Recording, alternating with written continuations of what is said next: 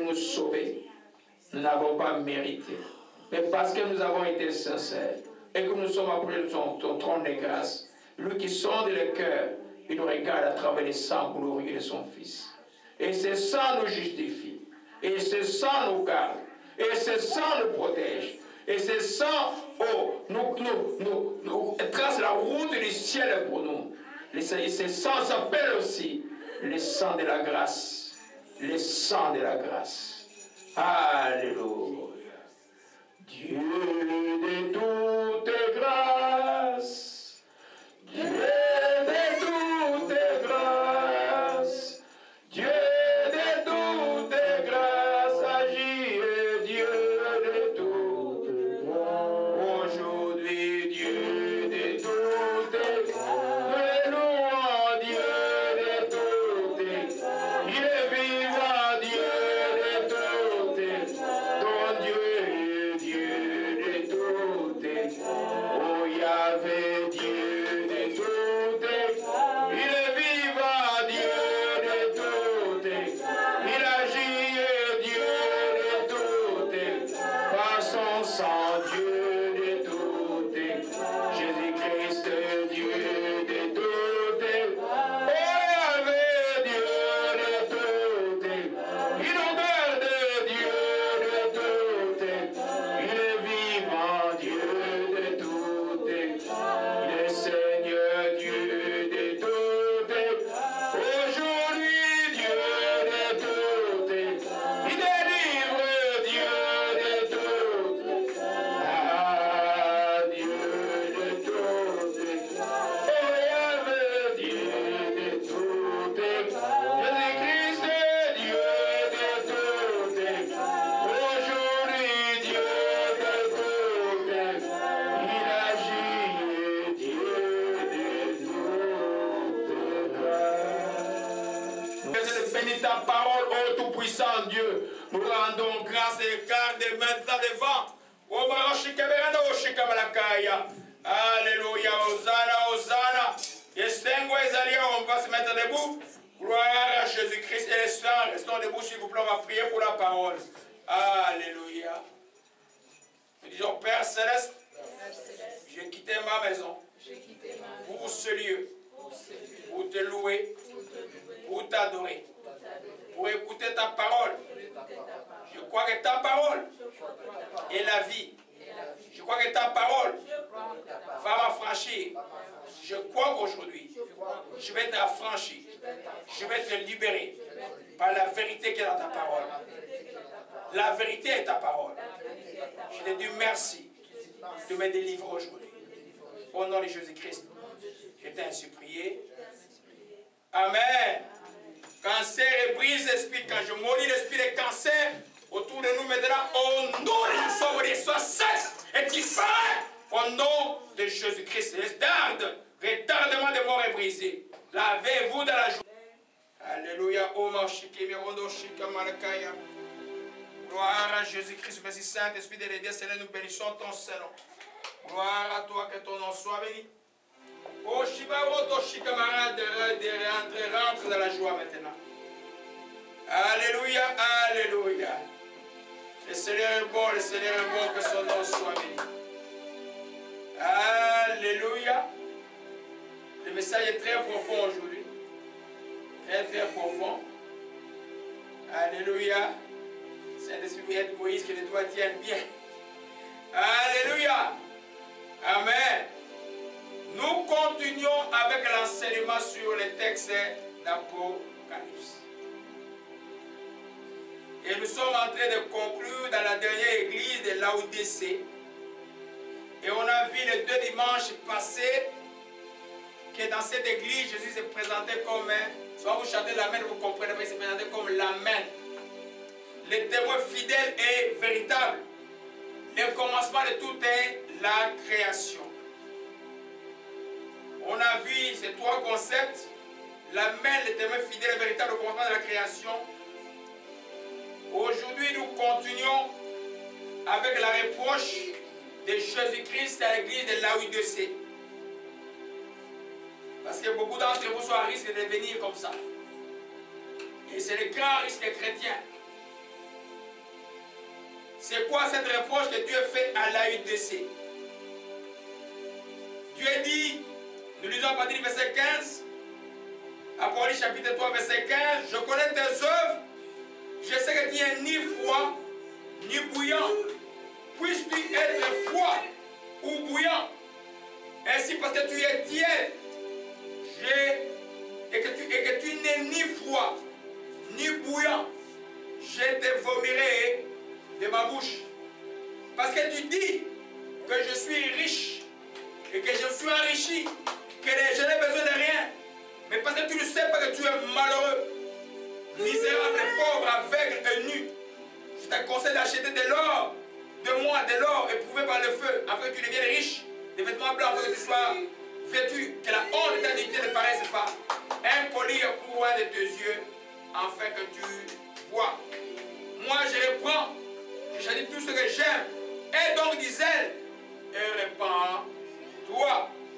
Merci Saint-Esprit encore de me donner la profondeur de ce que j'ai pu apprendre hier la nuit de toi. Laisse que je sois le canal qui faisait une bénédiction pour ton peuple aujourd'hui par ta grâce, Dieu de toute grâce. Merci de me rappeler tous les idiomes, tous les principes que tu m'as enseignés la nuit, oh Dieu. Que ce soit une bénédiction pour ton peuple, Père véritable. Merci Dieu Saint-Esprit de m'aider. Au nom de Jésus-Christ, je t'ai ainsi prié. Amen. Gloire à Jésus-Christ. Amen. Dimanche passé, on a vu, on s'était arrêté au caractéristique d'un chrétien. On a vu ce que c'est un chrétien bouillant, ce que c'est un chrétien froid. Pour Dieu, il n'a pas le problème que tu sois bouillant, c'est que tu lui plais, que tu sois froid, c'est que tu ne connais pas. Le problème pour Dieu, que tu sois ni bouillant, ni froid. L'église que vous voyez là, IDC, vous allez lire dans le texte de Colossiens, au chapitre 4, verset 13, même au chapitre 2, je crois. Paul parle de cette église, la lettre de Colosse était aussi adressée à l'Église. Une lettre aussi qui était adressée à l'Odyssée, qui était adressée à Colosse. Ce n'est pas une église que Paul a fondée. C'est une église que Paul n'est jamais arrivé là. Il a écrit une lettre pour les encourager. Donc cette église avait bien commencé. Alléluia. Mais à un moment donné, ils sont devenus tièdes. Tièdes. Ni bouillants, ni froid. Alléluia. Tout le monde connaît l'eau tiède. C'est ni bouillant, ni froid. Alléluia. Et cette caractéristique-là n'est pas ce que Dieu aime dans la vie de ses enfants. Je l'ai montré la fois passée en profondeur. C'est quoi être bouillant, n'est pas être bouillant. Aujourd'hui, nous allons entrer dans les vifs du sujet à cause de la tiédeur. Alléluia. La tiédeur. Alléluia. Aujourd'hui, vous trouvez la tiédeur et la caractéristique des chrétiens du XXe siècle. Vous les trouvez tièdes. Vous les trouvez timides ou intimidés. Vous les trouvez sans conviction. Vous les trouvez, comme j'ai dit la fois passée, ces chrétiens sont devenus comme un terme biologique que l'esprit m'a rappelé, sont devenus des poikilothermes. Ça veut dire qu'ils sont comme des reptiles avec des sangs froids. Là où c'est froid, ils sont froids. Là où c'est chaud, ils sont chauds. Il ne doit pas en être ainsi. Parce que tu es la lumière du monde. Si tu es comme un serpent, sinon, apprends un crotal en Afrique ou au sud des États-Unis, amène le crotal, mets-le dehors là, après quelques minutes, il meurt. Tu ne peux pas subsister. Son soin s'adapte au milieu ambiant. Il y a des chrétiens tièdes, c'est des chrétiens qui s'adaptent au milieu ambiant. Ils ne dérangent personne. Ils sont très politiquement corrects. Plein des églises aujourd'hui sont très politiquement corrects. Alléluia. Vous avez cette histoire qui s'est passée en Ouganda, vous avez le commentaire de Desmond Tutu. Hein? C'est ça la tiédeur. Un chrétien, c'est la Bible. C'est la vérité. Ce que la Bible condamne, je ne participe pas à ça. Là. Il dit que c'est là, Dieu le condamne. Je vais aimer ces gens-là, mais c'est que la Bible, je ne vais pas participer à leurs œuvres. Ces œuvres-là, Dieu les condamne. Alléluia. Un chrétien pour qui le t'aime, quand il est à l'église, il est chaud. Elle est chaude à l'église. Alléluia. Amen. Il fait des chutes. Allez, vous allez voir des gens qui courent à l'église qui font des chutes. Mais voit les chutes dehors là à l'église. Il est dans le monde comme mondain. À l'église comme un chrétien. Donc c'est des chrétiens, comme je dis la fois, c'est des chrétiens reptiliens, des chrétiens chauves-souris. J'ai conclu dimanche passé par la blague de la chauve-souris qui volait, papa, il voit les autres, il dit, ah, cousin, je vais venir avec vous. Mais les oiseaux n'ont pas bien regardé, il dit, venez, venez, venez. Et puis la chauve-souris arrive, oh, mais cousin, comment toi tu as des dents et puis tu as des poils? Nous, on n'a pas ça. Ah, tu n'es pas de nous. Alors maintenant, il tourne, il va maintenant vers, il regarde, oh, mais les rats là sont mes amis. Les souris, ils ont des poils comme moi. La bouche, ils ont des dents, ils mordent comme moi. Il arrive à mener, les rats disent, mais cousin, toi tu voles, mais nous, on ne vole pas. Donc, il se retrouve nulle part. Voilà pourquoi Dieu vomit les chrétiens tièdes. Les gens que nous avons parlé des martyrs, c'est les gens qui étaient brûmés. Ils n'ont pas régné hier leur Dieu. Les gens voient qu'on attaque là, les chrétiens qu'on attaque dans le pays musulman et tout ça qu'on tue, parce qu'ils ne renient pas leur Dieu. Ils sont bouillants. Alléluia. La chrétienté dans l'Occident aujourd'hui, je regarde qu'aujourd'hui, il y a beaucoup qui vont manquer ça. La chrétienté dans l'Occident aujourd'hui est vraiment dans la tiédeur. C'est pourquoi Dieu va vomir les tièdes. Les tièdes ne défendent pas la cause de Jésus-Christ. Les tièdes, quand on parle mal de Jésus-Christ, se taisent.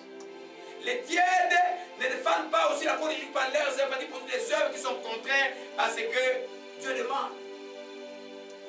Alléluia. Mais cette église avait bien commencé. J'ai parlé dimanche de la direction de la tiédeur.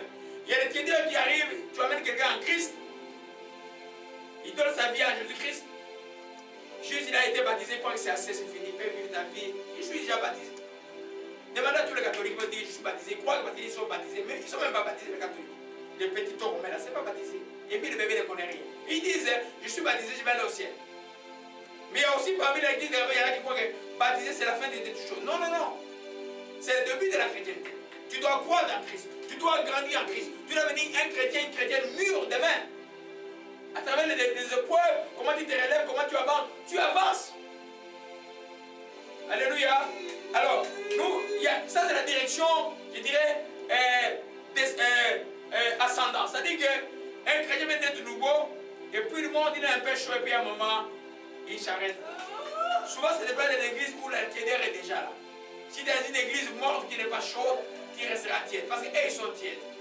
Quand quelqu'un commence à prier en langue, on va le faire taire. Quand quelqu'un commence à prophétiser, on vient le faire taire. Quand il y a des choses miraculeuses qui peuvent se passer, on dit que c'est les démons. Mais les démons ne peuvent pas faire plus que Dieu. Dieu doit faire plus que les démons. Vous vous souvenez d'Elimas? Qui connaît Elimas? Qui connaît Elimas, le magicien dans les lacs des apôtres? Hein? Elimas, le magicien, tromper les gens avec des miracles diaboliques. Mais quand les apôtres de Jésus sont arrivés avec le vrai feu, ils disent, mais c'est pas possible. Je vous donne l'argent pour que vous me donniez cela. Paul a dit, Pierre dit, mais tu vas périr avec, tu as dépensé, il dit que tu vas périr avec ton argent. Alléluia. Vous comprenez que si tu entres dans un milieu, dans une église, qui n'est pas bien enseigné, tu vas finir dans la tiédeur. Ça va être chaotique la fin des temps. Alléluia. Les églises qui s'arrangent avec des pouvoirs politiques pour être calmes, qui ne dénoncent jamais le mal. S'ils sont dans la tiédeur, ils ne vont pas voir Jésus-Christ. Alléluia. Une autre forme de tiédeur, c'est la tiédeur, je dis la tiédeur descendante. C'est-à-dire que c'est comme Colosse, une église qui a bien commencé, ils étaient en feu. Parce que quand vous êtes en feu, l'ennemi cherchera à vous rendre tiède. Il cherchera à vous étouffer. Amen. Par plusieurs choses, dont un qu'on va voir aujourd'hui. Alléluia. Quand vous êtes chaud, l'église grandit et tout ça, l'ennemi cherchera à venir faire descendre votre l'eau qui est en train de bouillir plus devient tiède. J'appelle ça la tiédeur descendante. Et les pousseurs, pour vous dire, la Bible dit que quand tu es debout, garde-toi, quand tu es debout, prends garde de tomber. On n'a pas le temps de dire que je vais descendre un peu. Non, la montagne là c'est trop fort. Non, en Dieu on doit toujours monter, monter, monter, monter, monter, monter. Il n'y a pas de moment où tu vas dire que je vais descendre un peu. Alléluia. Gloire à Jésus-Christ. Amen. Alors, prenons le cas de Colosse. Alors, dans Colossiens chapitre 2, je vais vous parler. Vous voyez comment c'est cette église, Paul en a parlé. Colossiens chapitre 2. Oh, chantez beaucoup dans la joie aujourd'hui. Un signe de Dieu est là. Un signe de Dieu est là. Un signe de Dieu est là. Oh, Manchikai.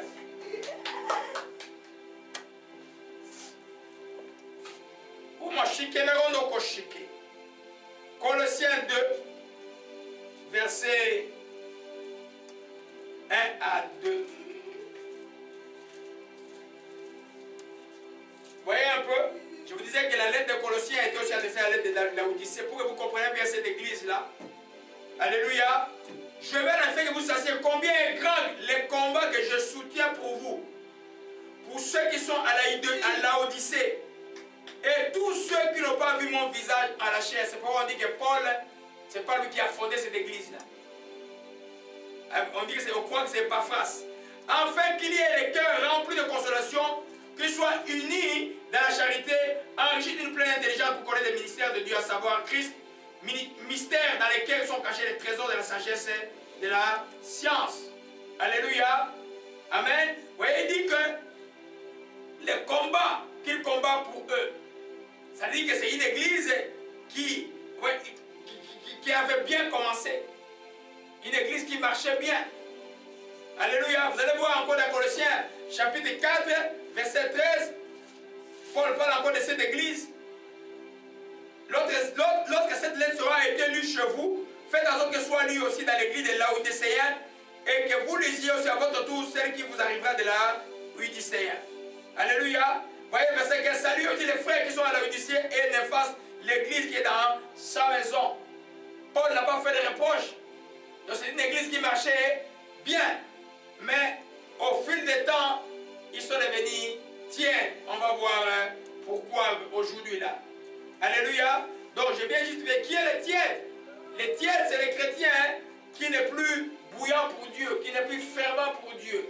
Les tièdes, c'est les chrétiens qui ne lisent plus la parole, qui n'est plus joyeux, qui a prédit la joie d'être devant Dieu, qui passent tout son temps à murmurer, dont les intérêts de la terre sont plus importants que les intérêts du ciel. Les chrétiens qui est devenu fade, sans sel. Jésus a dit, vous êtes le sel de la terre.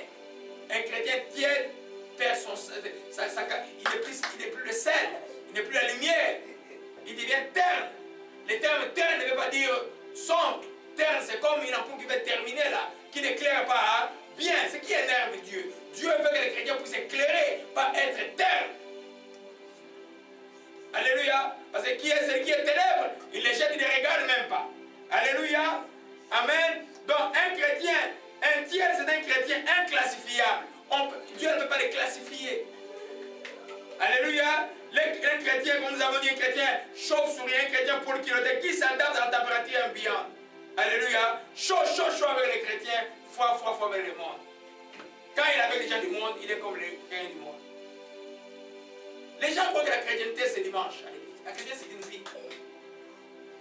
Quand la Bible dit rendez toutes nos pensées captives à l'obéissance de Christ, pourquoi nous devons rendre nos pensées captives? Parce qu'il y a des pensées qui sont au contraire de la volonté de Dieu qui voudront nous envahir, mais nous les rendons toutes captives à l'obéissance de Christ et Jésus.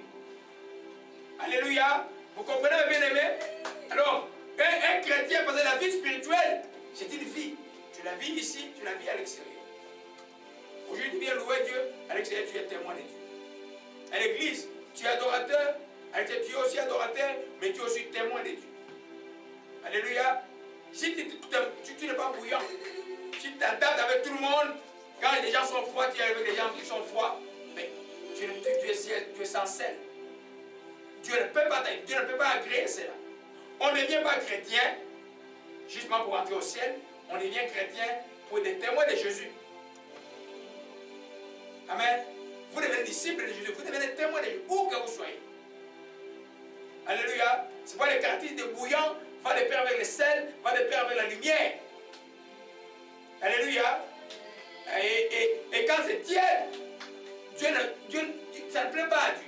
Je vous ai parlé dimanche passé comment les actes des apôtres ont commencé. Vous voyez, chapitre 1, chapitre 2, tous les actes des apôtres, vous voyez comment c'était bouillant. Il n'y avait pas de persécution, il y avait une grande persécution, mais ils étaient en feu. Alléluia. En feu, à cause de l'amour qu'ils avaient envers Dieu, à cause de l'amour de la parole, à cause des ailes qu'ils avaient. Quand ils en manquaient, ils priaient. Quand la personne il priait, il donne-nous la force de continuer à annoncer l'évangile. Alléluia. Aujourd'hui, les églises politiquement correctes, ils ne veulent pas embarrasser les hommes politiques, les principes politiques. Non, on s'en fout des principes politiques. Notre principe, c'est le principe biblique. Si ce qu'ils font sont d'accord avec nous, d'accord. Si ils sont d'accord, nous dénoncerons cela. C'est ça l'église de Jésus-Christ. L'église n'est pas pour faire la politique. Ce n'est pas un parti politique. Comme le dit chrétien aux États-Unis qui est venu comme pour républicain. Non. Non. L'église de Jésus-Christ, c'est l'église de Jésus-Christ. Ce n'est pas la politique. Jésus n'a pas fait la politique, vous savez. Les Zélotes étaient un parti politique. Du temps de Jésus, il y avait un groupe de Juifs qui s'appelait les Zélotes. C'était un parti politique. Et ils voulaient l'indépendance par la force. Chasser l'ennemi romain. Les jours où Jésus montait même à Jérusalem, ils ont fait un plan pour l'enlever, pour le faire roi. Alléluia. Vous comprenez même, bien aimé? Donc être zélé pour Dieu, c'est quelque chose de très très important. Oh Machikaya. Alors c'est les chrétiens aussi qui font profession de connaître Dieu, mais ils régissent par leurs œuvres. Et ce qu'ils font comme œuvre ne plaise pas à Dieu. Là tu es dans la tiédeur. Alléluia. Tite chapitre 1, verset 16. L'essentiel est dans la joie aujourd'hui. La vie est là. Levez-vous dans la joie. Beaucoup de joie, papa. Beaucoup de joie aujourd'hui. Et Rémi est dans la joie. Rémi est dans la joie. Alléluia. Tite chapitre 1, verset 7 dit, ils font profession de connaître Dieu, mais ils les renient par leurs œuvres étant abominables, rebelles, incapables d'aucune bonne œuvre. Alléluia. Quand quelqu'un a les œuvres qui vont de pair avec des abominations qui vont de pair, avec la rébellion qui vont de pair, avec des œuvres mauvaises, et dans sa bouche il professe que Jésus-Christ est Seigneur, c'est cette personne-là, qu'est-ce qu'elle fait simplement? Il renie Christ. Et il a une forme de tiédeur. Alléluia. Jésus ne veut pas ainsi. Jésus, comme je disais à quelqu'un hier, je dis écoute, si je suis pasteur et je vous enseigne, faites ce que je vous enseigne, ne faites pas ce que je fais. C'est faux ça. C'est dangereux, vous n'aurez aucun courage de faire les bonnes choses. Un chrétien doit être un modèle, celui qui montre l'exemple aux autres. Alléluia. Gloire à Jésus-Christ.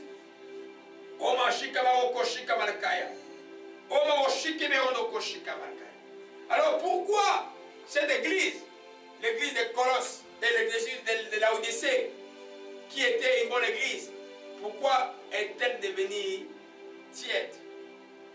Revenons dans le texte d'Apocalypse. On va voir maintenant le cause de tiédeur. J'en ai étudié 5. On va parler de la première cause aujourd'hui. Alléluia. Pasteur, la paix est là. La paix est là. Vous voyez, revenons au verset 16. Ainsi, parce que tu es tiède et que tu es ni froid ni bouillant, je te vomirai de ma bouche. Parce que tu dis, je suis riche, je me suis enrichi, je n'ai besoin de rien. Parce que tu ne sais pas que tu es malheureux, misérable, pauvre et aveugle. Alléluia. Il dit, parce que tu dis que je suis riche, que je me suis enrichi. Il y a une telle richesse, il y a une telle richesse. Alléluia. Les richesses de la terre ne sont pas la priorité de la chrétienté. Cette église-là a commencé à dire, je suis riche, je me suis enrichi. Vous allez voir parmi les causes des tiédeurs, quand je vais développer les 3 dimanches qui suivent, il y a les causes qu'on peut dire extérieures. Ça c'est le diable, comme il vient vous opprimer, il envoie ses agents, il envoie des gens pour vous étouffer, pour que vous ne resterez pas chaud, pour étouffer l'esprit. Ça c'est les causes extérieures. Vous trouvez sur la cause intérieure du chrétien qui est la chair. Vous vous souvenez à Gethsemane, Jésus était dans une difficulté énorme. Il nous a montré comment prier. Il a terminé dans Luc 22, verset 47 en disant simplement ceci. Veillez et priez afin que vous ne tomberez pas en tentation, car l'esprit est bien disposé, mais la chair est faible. Alléluia. Vous voyez un peu les apôtres là, à Gethsemane, qui voient un peu la figure. Regardez-moi mes bien-aimés, qui voient Gethsemane. Est-ce que les apôtres étaient-ils chauds ou ils étaient tièdes? La Bible dit qu'ils étaient tous endormis de tristesse. Alléluia. Jésus a montré que la chair ou l'oppression peut venir vous rendre tiède. Mais pour les chrétiens, revenez dans les actes des apôtres. Voyez les mêmes disciples. malgré l'oppression, plus on les opprimait, plus ils devenaient encore chaud. Voyez un peu Philippe, on persécute à Jérusalem, il fuit et il va ailleurs, partout il va ailleurs. C'est le miracle, c'est juste à rencontrer les 10 Éthiopiens.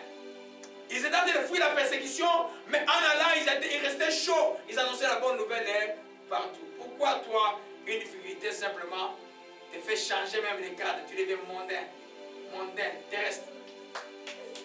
Alléluia. Gloire à Jésus-Christ. Donc nous voyons maintenant le corps de la tiédère.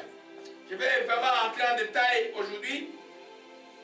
Oh mon shikamaroto sakaya, shikara, regardez vraiment. Oh ma shikemerando shikaya. Nous prenons ce que j'ai pris la troisième cause, mais je vais mettre en premier aujourd'hui parce que c'est qui est dans la Bible, c'est qui vient dans la portion nous dit. Parce que tu dis que je suis riche. Alléluia. Amen. Et que je me suis enrichi. La richesse de ce monde est une des causes majeures de la tiédère chrétienne. Vous allez voir des jeunes gens qui ont bien commencé, des pasteurs qui ont commencé en feu, je les ai vus au Congo, des jeunes chanteurs chrétiens qui ont commencé en feu, craignant. Ils ont même chanté des chansons avec conséquence. Maintenant, ils vivent même comme les choses qu'ils avaient chantées, ils ont prophétisé contre eux-mêmes à cause de la richesse de ces mondes. Vous savez que Paul part, quand Jean écrit à Gaius, il dit simplement là, 1 Jean 3, gloire à Jésus-Christ, au Shibalaka, dans le 3e épître de Jean plutôt, 3 Jean plutôt, il dit, 3 Jean, verset 2, il dit, l'ancien, Gaius, le bien-aimé que j'aime de la vérité. Bien-aimé, je souhaite que tu prospères à tout égard et sois en bonne santé comme prospère l'état de son âme, de ton âme. Dieu n'est pas contre les richesses. Dieu est même pour que tes enfants aient tout ce qu'ils ont besoin, qu'ils puissent manquer de rien. Dieu veut même que tes enfants soient riches. Mais toute l'histoire biblique montre que l'homme, quand il devient riche, son Dieu devient second. Il devient tiède. Dans la Bible, il n'est pas dit que Abraham dit comme les gens de Laodicée que j'ai dit que je suis devenu riche. La Bible dit que la Bible dit qu'Abraham fut riche. On a rapporté qu'Abraham était riche. Abraham n'a pas dit que j'ai dit que je suis devenu riche. À partir du moment où tu commences à dire j'ai dit que je suis devenu riche. J'ai 4 maisons, j'ai 1000 voitures, même j'ai 10 000 membres de l'église. Fais attention à la tiédère. Elle n'est pas loin. Alléluia. Quand quelqu'un dit j'ai dit, qu'est-ce qu'il y a derrière cette déclaration j'ai dit? Au lieu de dire que Dieu m'a fait grâce, il y a déjà l'orgueil derrière. Alléluia. On va voir ça tout à l'heure, là, ce qu'on appelle les périls de la richesse. Je vais vous enseigner beaucoup de choses aujourd'hui. Alléluia. Nous voyons que les richesses, chaque fois que Dieu a béni son peuple, il ne manquait de rien. Alléluia. Et vous voyez les enfants d'Israël, quand ils ont quitté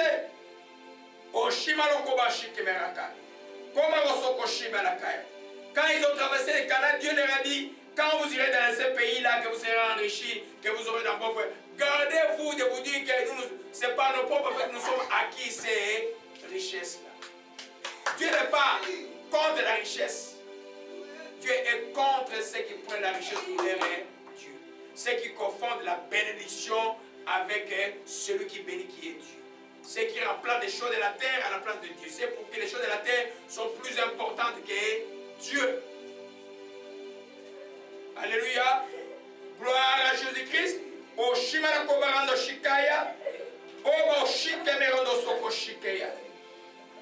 alléluia, alléluia. Allons un peu dans, oh Seigneur, dans Luc 16, verset 13. Beaucoup de choses à dire aujourd'hui. Beaucoup de des choses à dire. Okoshimara moshike. Koroshimara okoshimara karabata. Quand on parle des richesses, on parle de l'argent. Jésus dit ceci, nul ne peut servir d'un maître. Car il haïra l'un, aimera l'autre. Ou il s'attachera à l'un, méprisera l'autre. Vous ne pouvez servir Dieu et maman. Les richesses ou l'argent viennent avec un pouvoir. Alléluia. Les chrétiens qui peuvent le mater, il est heureux. Mais beaucoup là, quand les richesses arrivent, ils deviennent comme les gens de Laodicée disent, je me suis enrichi et la tiédeur sont là. Quand quelqu'un commence à dire, je me suis enrichi, en regardant les choses de la terre, spirituellement, il s'appauvrit. On va voir ça. C'est comme des courbes, en mathématiques, on dit des courbes et proportionnellement inverses. J'ai oublié mon petit tableau que j'allais vous montrer aujourd'hui. Tellement que j'étudie des mathématiques aujourd'hui. J'ai oublié mon petit tableau avec mon stylo. Parce que le matin, tout le temps, je vais brouiller là. Alléluia. Voyez un peu. Voyez que si tu as un graphique, regardez-moi bien, tu as un graphique comme ça là. Et que tu as commencé ta chrétienté ici. Tu craignais Dieu. Tu as les choses d'en haut. Les ciels est ta priorité. Ton trésor dans les cieux du ciel. Et puis Dieu, par sa grâce, il te bénit matériellement. La richesse matérielle monte. Il y a effectivement de l'autre côté, si tu ne fais pas attention, la richesse spirituelle sera en train de baisser.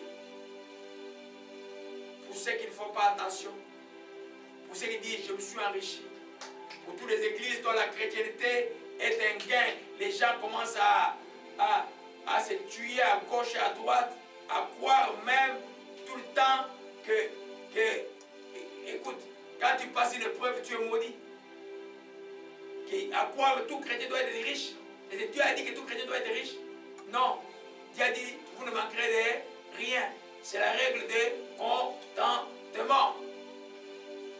Ah, si tu fais grand et tu es riche, il faut l'être selon Dieu. Alléluia. Les gens de l'église disent parce que je me suis enrichi. Dès qu'ils ont commencé à porter l'intérêt sur les choses, les richesses de la terre, ils se sont refroidis automatiquement. Pour toi, ça peut être ton travail. Tu as pleuré le temps pour trouver un travail, maintenant on te donne un poste, un bon poste. Et ton travail devient devant Dieu. Tu deviens tiède. On va voir en détail, c'est beaucoup de choses avancées. Je ne sais pas comment vous introduire, il y a tellement beaucoup de choses à dire. Alléluia. Gloire à Jésus-Christ. Que son nom soit béni et soit exalté. Alléluia. Gloire à Jésus-Christ. Allons un peu dans 1 Timothée 6. Nous voyons les causes de tiédeur. La première cause de tiédeur que nous voyons, c'est la richesse de ce monde. Les richesses de ce monde. Pour l'essentiel et de la joie. Yesengweza makasi. Cancer est brisé. Alléluia. Alléluia. Yesengweza makasi. Ce message n'est pas très populaire aujourd'hui dans la chrétienté qui se développe, mais c'est le message de la vérité. Alléluia. Paul écrit à Timothée à partir du verset 9. Prenons nos Bibles et lisons-le tranquillement. Mais ceux qui veulent s'enrichir tombent dans la tentation, dans les pièges, dans beaucoup de désirs insensés et pernicieux, et qui plongent les hommes plutôt, dans la ruine et la perdition. Alléluia. Je vais le lire dans l'autre version de ma Bible. Alléluia. Ceux qui veulent s'enrichir, ceux pour qui s'enrichir devient une priorité. À tout prix, je vais être riche. La Bible dit quoi? Je le lis dans Omoshi Kemerando Sokoshi. Alléluia. Omaroshi Kemeratakaya. Je le lis ici dans français courant. Mais ceux qui veulent s'enrichir tombent dans la tentation, ils sont pris au piège dans les nombreux désirs insensés néfastes qui plongent les hommes dans la ruine et provoquent leur perte. Car l'amour de l'argent est la racine de toutes les sortes de maux. Certains ont eu une telle envie d'en posséder et qui sont égarés de loin de la foi, ils se sont infligés bien dans des tourments. Ceux qui veulent s'enrichir. Nous parlons le corps de la tiédeur. Dieu dit, regarde, l'Esprit dit à Gaius, Jean dit à Gaius, je veux que tu prospères comme ton âme prospère. Si tu veux être un bon riche pour Dieu, il faut que ton âme et ton esprit prospèrent aussi. Il faut que tes courbes soient des courbes proportionnelles, pas inversement proportionnelles. Alléluia. C'est-à-dire que ton esprit avance, ton âme avance, les richesses sont là derrière toi, toujours derrière toi. Mais si c'est inversement proportionnel, tu es dans le trouble. Ceux qui veulent s'enrichir, ceux qui veulent bousculer les mondes pour s'enrichir. Alléluia. Vous voyez qu'il continue. Et il dit au verset 17, il recommande aux riches du siècle présent de ne pas être orgueilleux, mais de mettre leur espérance dans les richesses, de ne pas mettre leur espérance dans les richesses incertaines. Quelles sont les richesses incertaines? C'est les richesses de la terre. Elle était le proverbe, il dit, ne mets pas ton intelligence, parce que ça peut disparaître comme ça vient. Mais de la mettre en Dieu qui donne avec abondance toutes choses pour que nous en jouissions. Alléluia, vous comprenez mes bien-aimés? Donc, si tu veux t'enrichir, tu vas tomber dans le piège du diable. Et tu vas renier Dieu un jour. Tu vas devenir tiède. Fais, c'est la prière. Non, j'ai rien avec mon boss. Père, Dieu devient secondaire dans ta vie. Dieu n'est plus une priorité dans ta vie. Amen. Ne voyez pas toujours l'image des millions. Ça peut être ton travail, ça peut être tes études, ça peut être tout ce que tu fais. Enfant de Dieu, fais en sorte de toujours dans ta vie que Dieu soit le premier dans ta vie. Alléluia. J'ai toujours pris l'exemple d'Abraham. Abraham, il n'a pas dit que je me suis enrichi. Les gens ont reporté qu'Abraham était riche. Pour toi aussi, les gens doivent dire, il craint Dieu. C'est un frère qui ne parle pas de l'argent. Ce n'est pas un pasteur qui parle des histoires ou un frère, une sœur qui parle, j'ai 4 voitures, j'ai des choses terre à terre et bêtes. Même si des gens dans le monde qui ne croient pas en Dieu, ne glorifient pas ces choses-là. Mais tu vois un pasteur en train de glorifier les maisons et les voitures. Tu viens dans cette église-là, tu fouilles. Il appelle ça bénédiction. Mais non, Dieu dit que tu es aveugle, tu es mort déjà. Parce que tu dis que je suis riche.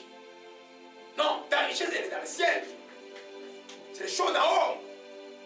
C'est l'amour, c'est la patience, c'est la paix. C'est les choses d'en haut.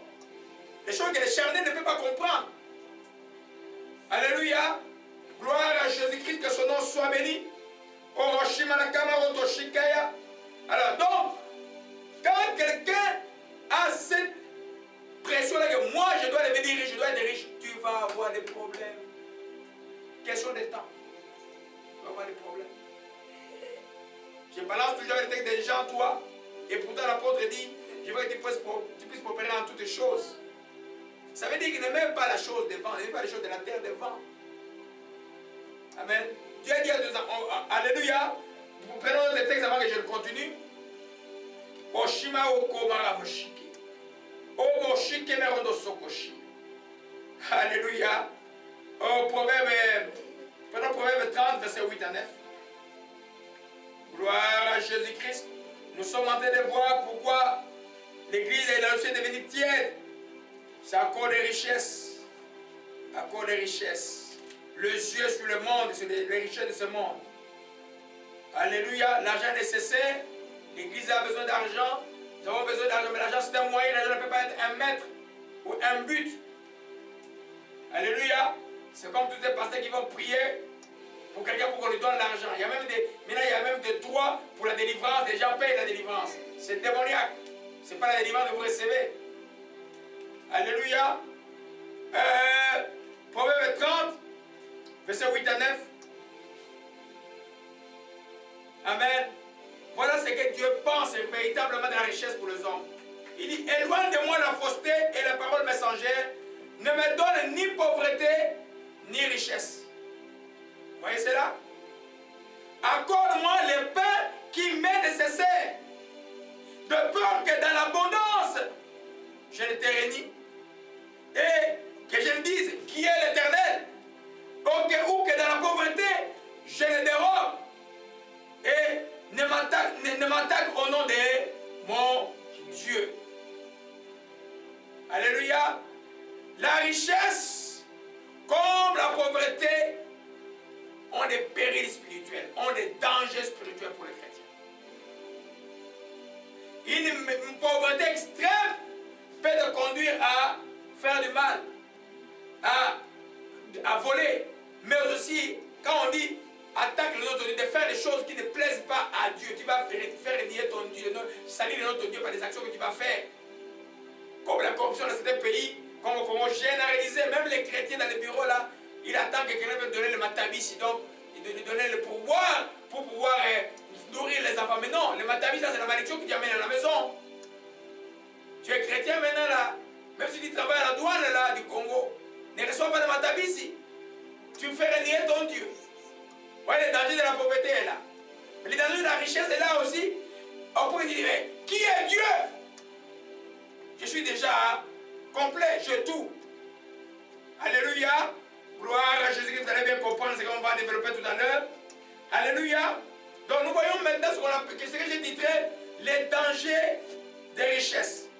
Je disais tout à l'heure que la pauvreté comme la richesse ont des périls spirituels pour les chrétiens. C'est pourquoi les chrétiens vivent dans le contentement. Quand il dit l'Éternel est mon berger, je ne manquerai de rien. C'est ça la volonté de Dieu pour toi. Si tu dis pas que tu vas avoir des multitudes, quand il y a trop là, c'est là où vous allez tomber dans les péchés. Quand tu manques, tu vas aussi dérober ou faire des choses qui vont salir le nom de ton Dieu. Alléluia. Et que les chrétiens arrivent et la difficulté est trop bon. Je vais quand même frauder un peu l'impôt. Non. Tu ne peux pas frauder l'impôt. À quoi difficulté? Tu ne peux pas. Tu es chrétien. Ne fraude pas l'impôt. Même si c'est de couple là, et fais-le. Fais-le proprement. Parce que l'impôt que vous savez, l'impôt c'est la dîme du roi que les Juifs donnaient. Le monde n'a rien à voir. L'impôt que les États, ça ne vient pas de Dieu là, ça ne vient pas des formations là. Ça vient de la Bible. C'est la dîme du roi. Donc les chrétiens doivent payer l'impôt. Même si tu ne t'arranges pas avec ton argent qui te fait gagner quelque chose. Lui, il est du monde. Toi, tu es chrétien. Vous comprenez même bien aimé?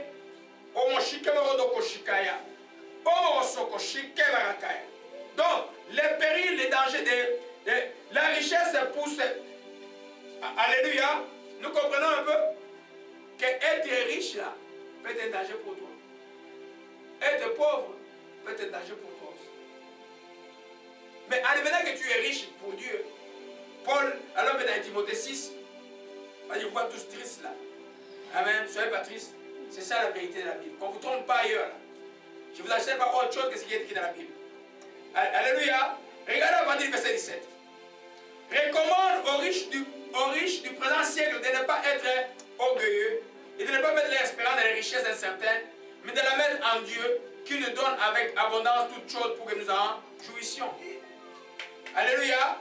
Il recommande de faire du bien, d'être riche en quoi? En bonne œuvre, d'avoir la liberté et de la générosité, de s'amasser ainsi un trésor placé dans un fondement solide afin de saisir la vie de la vie véritable.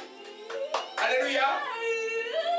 Si tu es riche en Dieu là, fais de ta richesse un moyen pour gagner le ciel. Fais de bonnes œuvres pour Dieu. N'utilise pas ta richesse pour aller détruire ou prendre les femmes d'autrui. Fais des choses qui plaisent à Dieu avec ta richesse. Tu vas gagner beaucoup. Il y a des orphelins partout que Dieu te met là pour te. Il y a des pauvres partout. Il y a des pauvres qui te suivent partout. Les pauvres seront toujours là, mais les pauvres, c'est un moyen que Dieu fait pour trébucher l'homme. Si tu as l'argent et que tu n'es pas les pauvres, tu as des problèmes, sérieux. Vous connaissez la parabole de Lazare et les riches.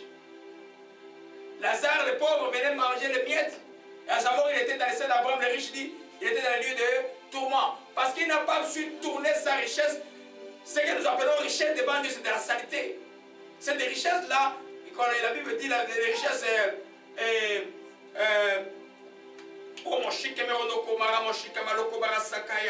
incertaines.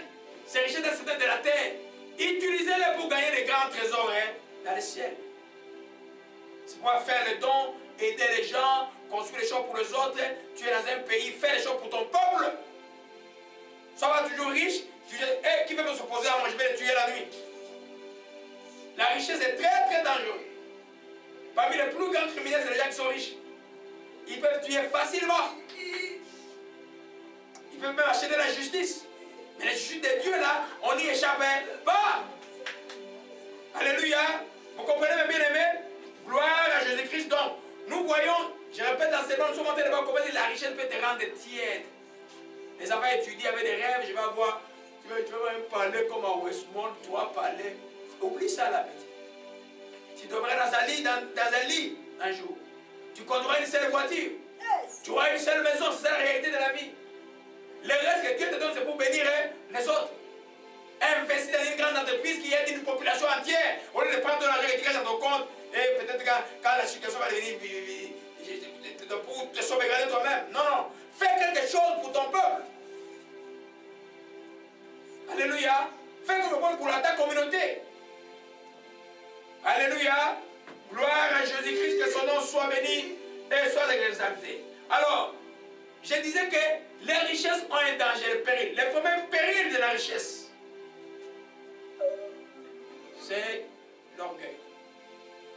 Revenons dans le texte d'Apocalypse. Les riches, humbles, il y en a très peu. Les Arimathées, Joseph d'Arimathée, il y en a très peu. Les Abraham, il y en a très peu.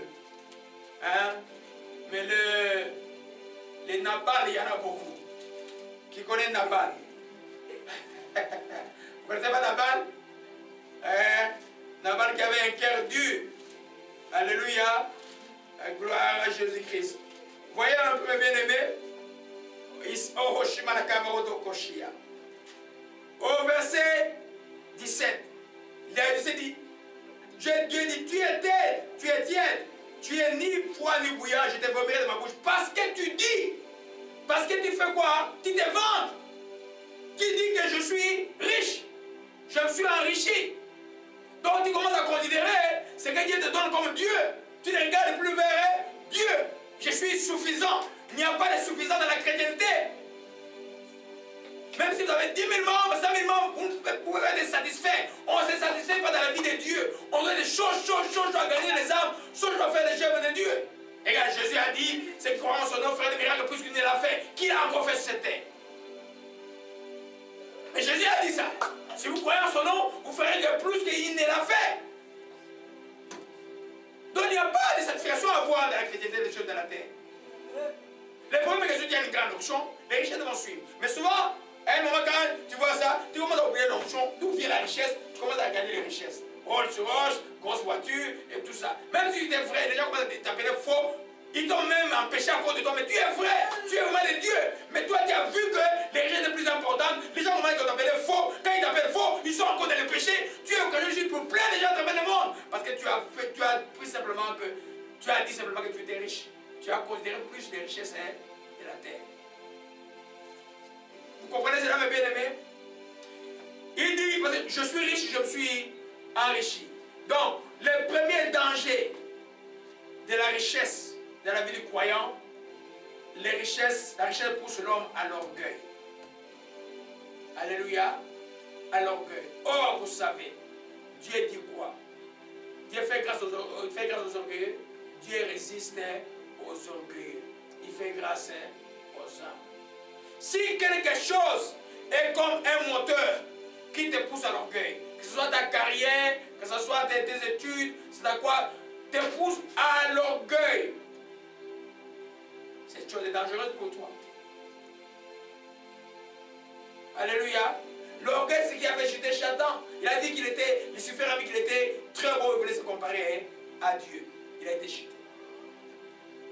Les richesses viennent avec un pouvoir.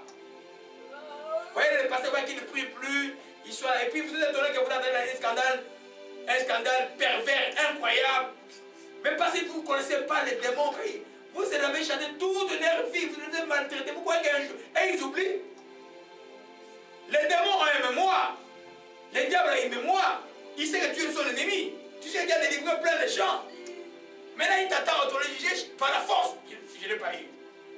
Par la ruse. Non, je ne l'ai pas eu. Je veux l'avoir par la richesse. Voyez un peu. La richesse vient aveugler.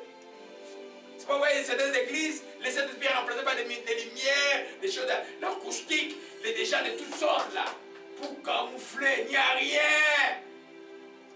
Il n'y a rien. Les apôtres là, ils n'avaient même pas de micro, vous savez. Hein? Ils avaient des micros? Non. Paul parlait à tue-tête devant une multitude, 3000 parlaient à haute voix. Alléluia. Amen. Donc, les richesses, les premiers dangers des richesses, c'est l'orgueil. Parce que la richesse va te pousser à l'orgueil. Voilà pourquoi la Odyssée est devenue tiède. Il a commencé. Parce que tu dis que je suis riche. Quand tu dis que je suis riche, il y a un élément de comparaison, non? Tu te compares à d'autres. Tu regardes Colosse, tu regardes Éphèse, tu regardes les autres églises. Nous sommes riches. Il y a déjà de l'orgueil. Quand il y a l'orgueil, tu es tiède. Tu dis, oh, il te promis. Hein?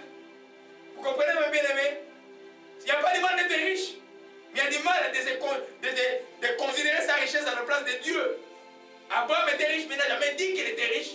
On a rapporté dans la Bible qu'Abraham était riche. Je répète ça même pour que vous reteniez. Alléluia. C'est pas ne donnez pas l'importance ces choses-là. Gloire à Jésus-Christ, que son nom soit béni. Prenons Deutéronome 8. Nous voyons les premiers périls ou les premiers dangers de la richesse de ce monde, c'est l'orgueil. Ça va te pousser à l'orgueil. Jésus-Christ est vivant. Gloire à Jésus-Christ. Le temps de la foi est là. Vous faites les visions des terres. Comme Oshimarakaya. Alléluia. Nous voyons, on est là, Deutéronome 8. Lisons d'abord les versets 7, nous tous. Car l'Éternel ton Dieu va te faire entrer vers un bon pays, pays de cours d'eau, de sources, de lacs qui jaillissent dans les vallées, dans les montagnes. Pays de fromages, d'orge, de vignes et de figuiers et de grenadiers. Pays d'oliviers et de miel. Pays où tu mangeras du pain avec abondance. Où tu ne manqueras de rien. Je répète, tu ne manqueras de quoi? De rien. Amen. Pays dont les pierres sont du fer. Vous voyez un peu, les montagnes duquel tu tailleras des reins. Lorsque tu mangeras et tu te rassasieras. Écoutez-moi bien. Lorsque tu mangeras, tu te rassasieras. Tu béniras l'Éternel ton Dieu pour le pays qu'il t'a donné. Amen. Garde-toi d'oublier l'Éternel ton Dieu au point de ne pas recevoir ses commandements, ses ordonnances que je t'ai prescrites aujourd'hui. Alléluia. Regardez au verset 13. Lorsque tu verras multiplier ton gros et menu bétail, donc tes vaches et tes moutons, si vous voulez, s'augmenter ton argent et ton or, s'accroître de tout ce qui est en toi, en d'autres termes, de ce que tu deviens très riche. Prends garde que ton cœur s'enfle. Amen. Que ton cœur s'enfle, que tu n'oublies l'Éternel ton Dieu qui t'a fait sortir du pays d'Égypte et de la maison de la servitude. Prends garde ton cœur est pauvre. L'expression cœur s'enflé, c'est l'orgueil. Alléluia. Et puis, au verset 17, garde-toi de dire à ton cœur, ma force et la puissance de ma main m'ont acquis ces richesses.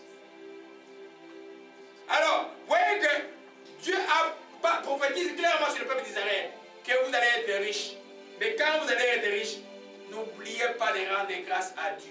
N'oubliez pas que c'est moi qui suis l'auteur des richesses. N'oubliez pas que c'est à cause de moi que vous êtes riches. Que vos richesses ne deviennent pas vos dieux. Amen.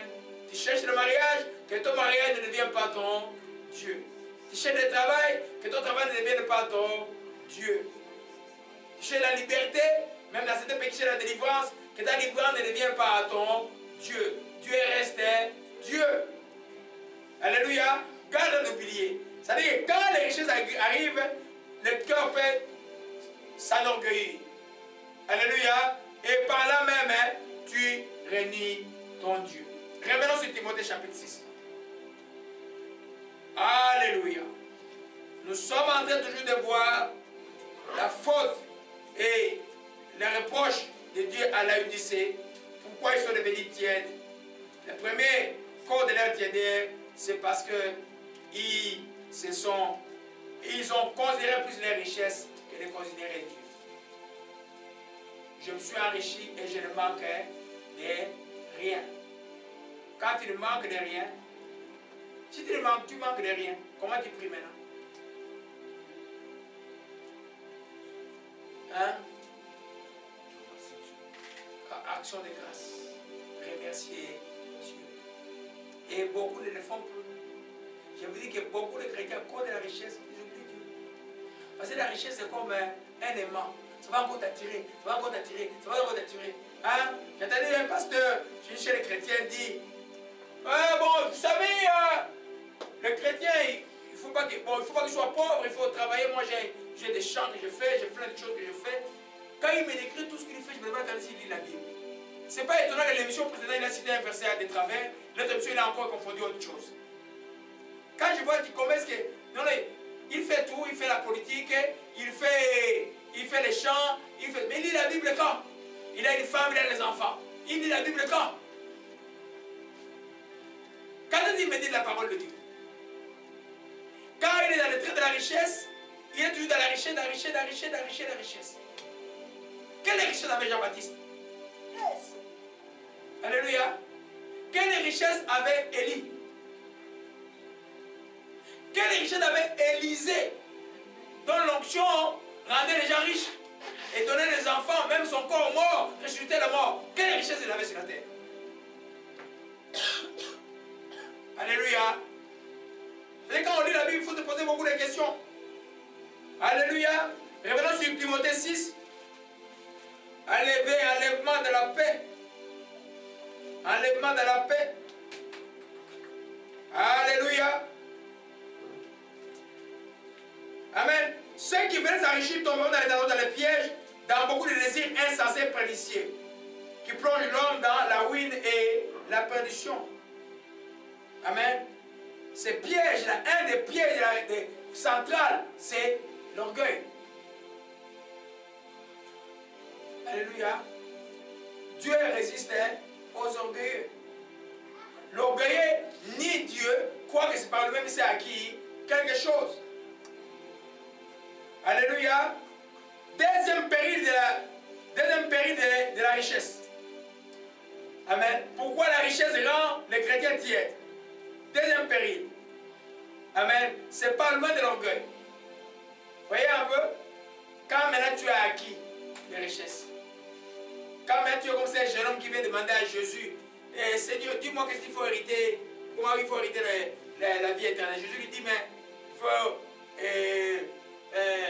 je lui répète toute la loi, ne vole pas, ne tue pas, il dit, jeune homme dit, je fais tout cela depuis ma jeunesse. J'ai dit, prends toutes tes richesses, donne-les aux pauvres. La Bible dit qu'il s'en alla à Christ. Qu'est-ce qu'il avait dans son cœur? Ce jeune homme avait la cupidité. La cupidité, vous allez dans Ephésiens 5 s'appelle l'idolâtrie. Le deuxième danger des richesses, ça va te pousser à devenir idolâtre. Tu vas aimer la richesse plus que Dieu. Alléluia. Je répète toujours que je ne suis pas contre que les chrétiens soient riches.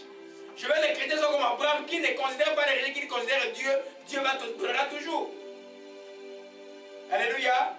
Vous savez que dans Actes des Apôtres, là, les gens comme les Barnabas, ils ont donné des propriétés qu'ils ont données à l'église. Voyez, vous comprenez ça? Donc, c'est très important de comprendre que quand tu deviens riche, il y a un danger pour toi de devenir idolâtre. Mais les idolâtres ne verront pas Dieu. C'est-à-dire que tu vas commencer à aimer ta richesse plus que Dieu. Dieu doit être le premier dans ta vie. Pas tes richesses, pas tes investissements.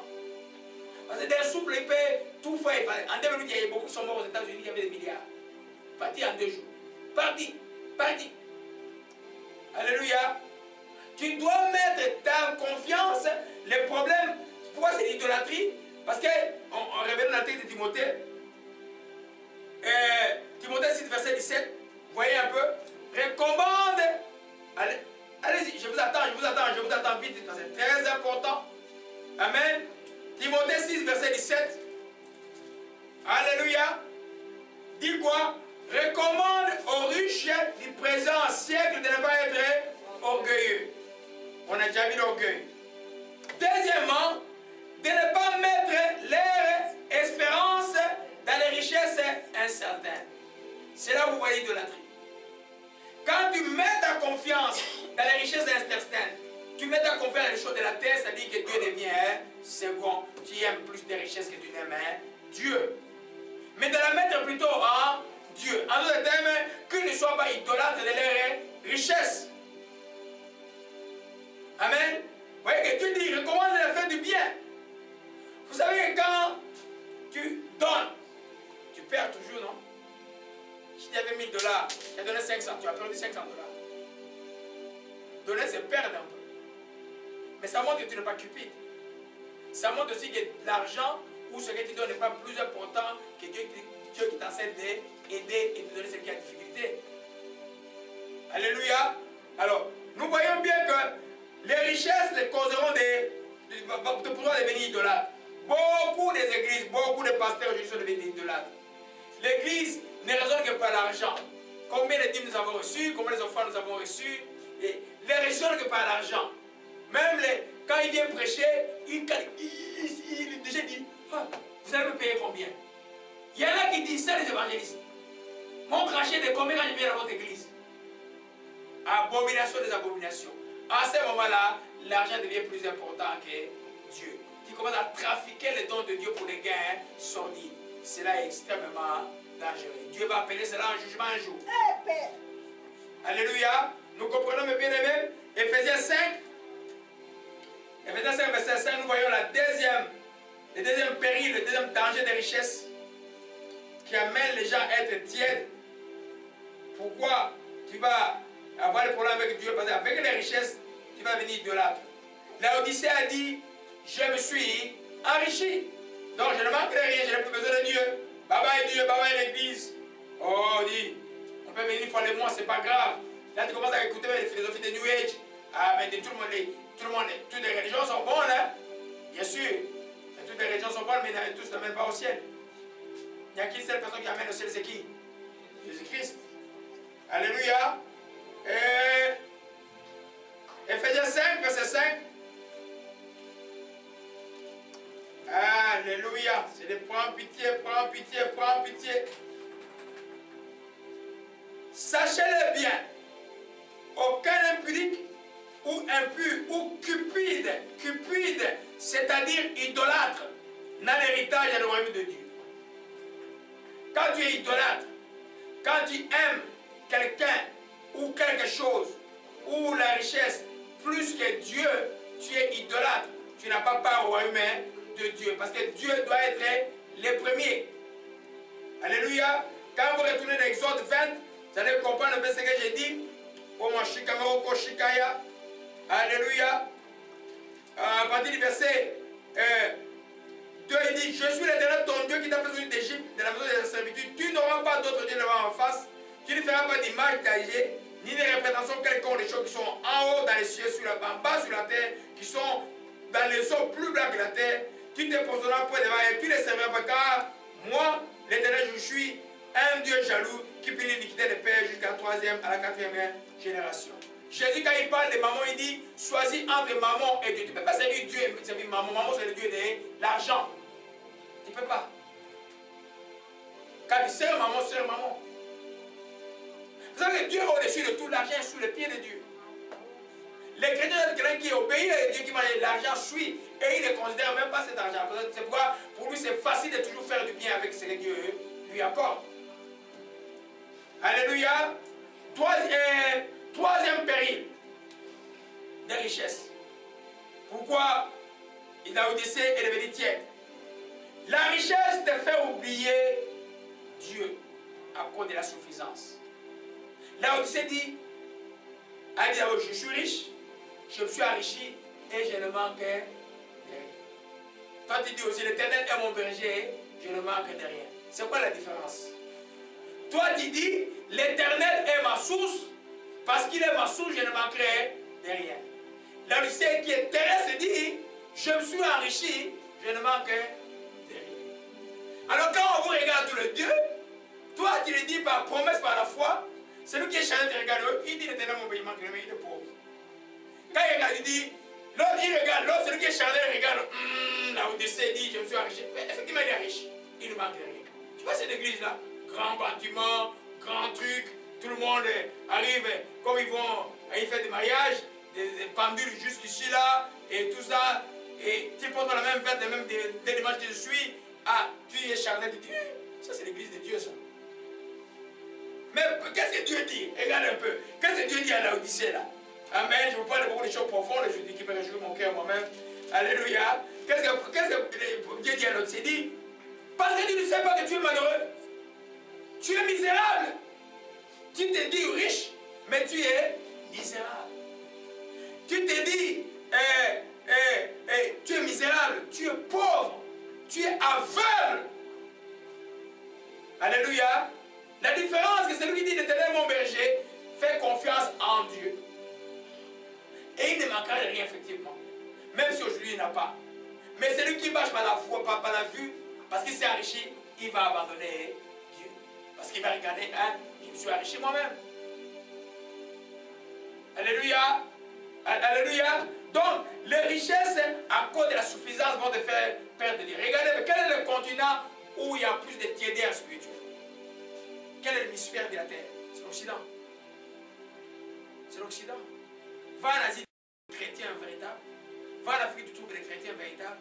Viens ici, tu trouves des tièdes. Il te dit chrétien, mais fais attention, il n'a absolument rien de chrétien. Rien de chrétien, il est tiède. Parce qu'il mange bien, il dort bien, il ne manque de rien, tout est bien, il a fait son travail pendant 40 ans, il a sa pension tout bien réglé. Mais c'est quand on commence à me dire que la compagnie qui gère ta pension commence à faire faillite, commence à faire la dépression. Pourquoi? Parce qu'elle a mis sa confiance. C'est arrivé là. En 2 minutes, c'est arrivé. Hein? Beaucoup ont perdu, c'est là. Dans la suffisance spirituelle, ou quand vous avez des bons travail, les enfants, vous devenez des médecins, vous devenez des bons infirmiers, vous avez tout ce qu'il y a. Gardez-vous d'oublier Dieu. Et je me suis acquis moi-même. Je sais comment c'est, je peux vous dire, je sais comment Dieu dit résiste aux orgueils, et je le sais mieux plus que vous. Dieu sait résister aux orgueils. Alléluia. Donc, le troisième danger de la richesse te fait oublier Dieu. Alléluia. Alors, nous avons quelqu'un qui a connu dans la Bible beaucoup d'épreuves. Il s'appelle qui? Qui aime ce livre-là? Amen. Moi, j'aime beaucoup. Alléluia. Regardons un peu dans Job 31. Job, malgré les difficultés, même si sa femme lui a dit, maudit Dieu et meurt, il est resté attaché, il est resté intègre. Alléluia.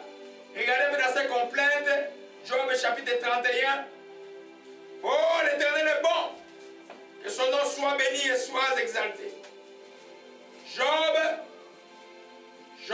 31. Alléluia. Nous sommes dans le troisième péril de la richesse, troisième danger de la richesse.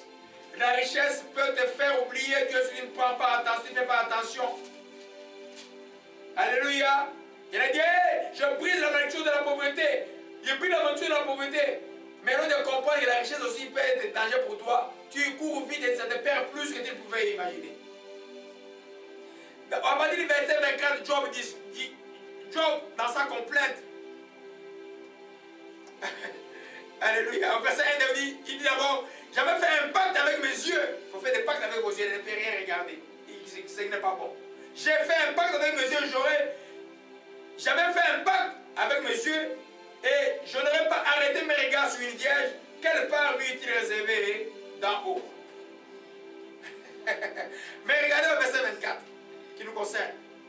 Si j'ai mis ma confiance, j'ai mis dans l'or ma confiance. Si j'ai dit alors, tu es mon espoir.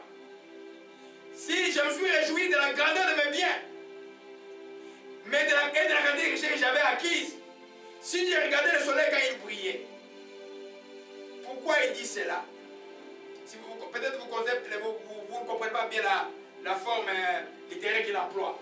Ce qu'il emploie veut dire que moi, Job, si j'avais eu la confiance dans l'or, dans les richesses, dans l'argent, Dieu, je peux mériter ce que je suis en train de vivre là. Mais moi, j'avais eu ma confiance en toi. Malgré les richesses, Job n'avait jamais mis sa confiance dans les richesses. C'est pourquoi Dieu lui a réservé une fin agréable. J'ai dit, les riches pour Dieu ne regardent pas les richesses. Les riches pour Dieu ne mettent pas confiance dans les richesses. Amen. La même phrase, vous le retrouvez dans Timothée chapitre 6. Alléluia. La même phrase avec la même idée, vous le trouvez dans Timothée chapitre 6. Oshimara komarata shikaya. Omaroso koshimara komarata kashia. Omaroso koshimara kaya. Recommande aux riches du siècle présent de ne pas être orgueilleux, de ne pas mettre leur espérance ou leur espoir dans les richesses incertaines. Si tu mets ta confiance dans les richesses, tu vas oublier Dieu. Si tu mets ta confiance dans ton travail, tu vas oublier Dieu. Tu mets ta confiance dans ce que Dieu te donne comme bénédiction, tu vas oublier Dieu. Alléluia. Tu vas oublier Dieu. Et là, tu vas devenir tiède. Alléluia. Amen. Gloire à Jésus-Christ. Il n'y a pas beaucoup d'amen. Vous voulez devenir riche ou quoi? Amen. Gloire à Jésus-Christ. Alors dans Proverbe 30, une consolation pour vous. Proverbe 30, verset 8 à 9. Nous voyons le troisième péril de la richesse. Troisième péril de la richesse. Sauvez-vous de la joie maintenant. Sauvez-vous de la holocauste. Holocauste de la mort est brisé. L'holocauste de la mort est brisé. Ah, les dangers et les périls de la pauvreté et les périls de la richesse déclarent ceci. Aujourd'hui, il dit, éloigne de moi la fausseté de la parole mensongère, ne me donne ni pauvreté ni richesse. Accorde-moi le pain qui m'est nécessaire. C'est la règle de la modération.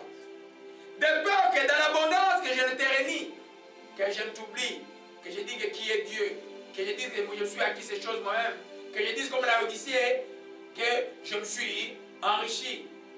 Vous voulez te dire que par sa grâce, Dieu m'a béni. Alléluia. Et que je ne dise qui est l'Éternel, ou que dans la pauvreté que je dérobe, que je ne m'attaque au nom de mon Dieu. Alléluia. Les deux sont des dangers. Alléluia. Quand tu es dans la précarité, dans l'épreuve de la pauvreté, prends garde. Reste solide comme Joseph était resté dans les épreuves. Reste solide car Dieu va te relever. Quand tu es dans des richesses, fais attention. N'oublie pas ton Dieu. Parce qu'il y a un danger qui vient avec. Gloire à Jésus-Christ. Donc la confiance dans les biens. Comment tu sais que tu es confiant dans tes biens? Hein? Tu ne veux pas lâcher? Tu accumules, tu accumules.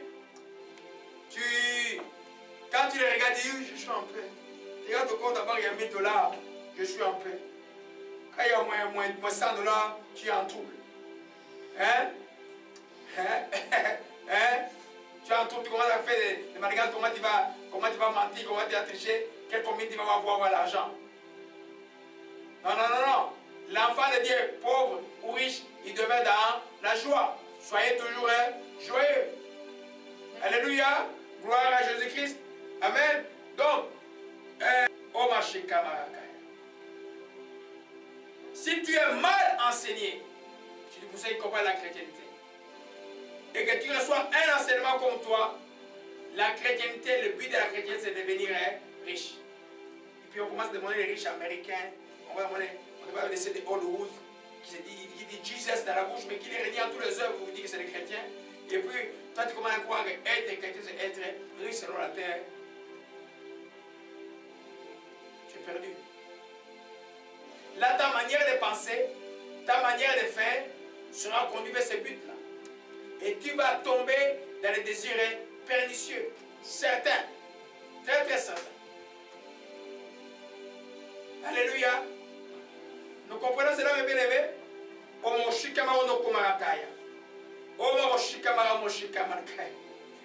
Alléluia, que son nom soit béni. Je récapitule. Nous sommes en train de voir les dangers de la richesse.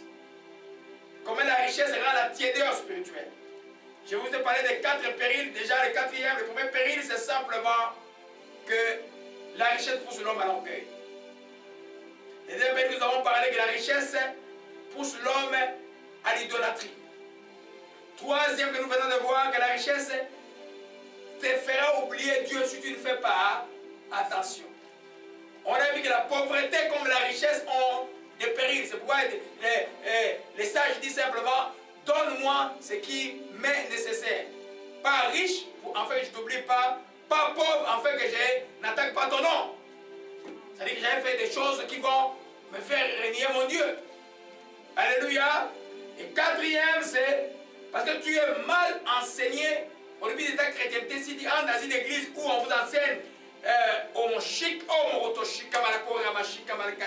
vous enseigne simplement la prospérité, ça vous fait montrer que la prospérité, elle est d'abord spirituelle, en fait psychique, et puis au niveau de ton corps et puis extérieur, tu vas avoir des problèmes. Tes yeux seront sur les richesses de ce monde et tu vas oublier ton Dieu. Alléluia. Gloire. Je vous ai parlé des courbes. La courbe pour un chrétien tiède, la courbe des richesses et la courbe de la croissance spirituelle sont 2 courbes inversement proportionnelles. J'avais fait un tableau là. Ok? L'autre descend comme ça, l'autre monte comme ça. Ça c'est pour les chrétiens tièdes. Pour un vrai chrétien, ça doit être proportionnellement ascendant. C'est le courbe où les lignes droites qui montent. Tu montes spirituellement, tu montes aussi matériellement, ça, et puis tu ne considères jamais ta richesse. La Bible ne dit pas qu'Abraham dit qu'il était riche. La Bible rapporta qu'Abraham était riche. Mais les disciples de Laodicée ont dit, j'ai dit que je suis riche, je me suis enrichi. Dieu dit que tu n'es pas riche, tu es pauvre, tu es malheureux, tu es nu. Alléluia. Gloire à Jésus-Christ, que son nom soit béni et soit exalté. C'est pourquoi l'enseignement, la manière de la chrétienté d'enseignement n'est pas extrêmement importante. Tu as une église où on va vous mettre les choses du monde, les richesses du monde avant. Ça peut créer que des morts-nés. Alléluia. C'est pourquoi les gens sont découragés. Après, vous avez dit qu'on va être des millionnaires, mais ça fait 16, 10 ans et je ne suis pas encore millionnaire. Qui vous a dit que vous allez être des millionnaires? Dieu a dit, vous ne manquerez de rien. Amen. Laodicée a dit, je me suis enrichi, je manque de rien, mais Dieu dit qu'il manque tout. Alléluia. Gloire à Jésus-Christ, au Lokoshimarakaya. 4e, 5e péril. Je vais prendre le 6e et puis je vais inverser. Les richesses sont cause des tiédeurs parce qu'ils viennent étouffer la parole de Dieu. On a vu ça dans l'église de Philadelphie. Alors on peut dans Luc 8, verset 14. Amen. Ce message ne va pas être très populaire. Hein? Alléluia. Mais c'est ça, c'est le message de Dieu. Gloire à Jésus-Christ. Il y a une telle richesse, il y a une telle richesse. Alléluia. C'est pas ce que l'homme considère que Dieu considère. Alléluia. Luc 8, verset 14. Jésus expliqua la parabole du semeur. Il arrive dans la partie où il a parlé des épines, donc les grains tombés parmi les épines, il crie avec les étouffèrent. Au verset 14, il explique, ce qui est tombé parmi les épines, ce sont ceux qui, ayant entendu la parole de Dieu, s'en vont, la laissent étouffer. Par quoi? Le souci. Deuxième, c'est quoi? Les richesses. Quand ta parole est étouffée, la parole est étouffée par les richesses, tu es bouillant ou tu es tiède? Tu es tiède. Tu n'es pas froid parce que tu es chrétien, mais tu es tiède. Parce que la parole ne porte pas de fruits. La croissance chrétienne vient quand les paroles portent des fruits. Mais toi, encore les richesses deviennent comme ton Dieu. Tu oublies la parole et tu dis que je me suis enrichi. Jésus n'a pas régné l'église de Laodicée. Il a dit, l'aide à l'église de Laodicée. Ils sont encore église de Jésus-Christ. Ils croient encore en Jésus-Christ. Mais parce qu'ils considèrent plus de richesses qu'ils ont acquis à cause de Jésus-Christ, ils sont devenus tièdes. Ils considèrent plus la bénédiction que Dieu a donnée, on est considéré Dieu qui bénit éternellement. Alléluia. Gloire à Jésus-Christ. C'est pourquoi, je reviens encore à la réalité spirituelle de l'église chrétienne aujourd'hui là. Le message de prospérité, quand il est mal compris, il est dommageable. Amen. Jean plutôt répète encore à Gaïs, il dit, je veux que tu prospères comme ton âme prospère. Et si ton âme ne prospère pas, tu seras dans la courbe, tu auras deux courbes. Inversement proportionnel. Tu es riche, mais spirituellement tu es pauvre. Alléluia. Les chrétiens chantent, vont dire, hé, c'est parce qu'il est béni, voilà comment il est fâché. Voilà, il a la cravate avec le nœud. Et voilà un peu l'église, là tout le monde vient à Mercedes. Dieu regarde, dit que vous êtes mort. Alléluia. Oh, ils ont des grands, regarde les temples, ils ont construit un grand temple. Dieu regarde avec eux, ça c'est un gros cercueil. Hein?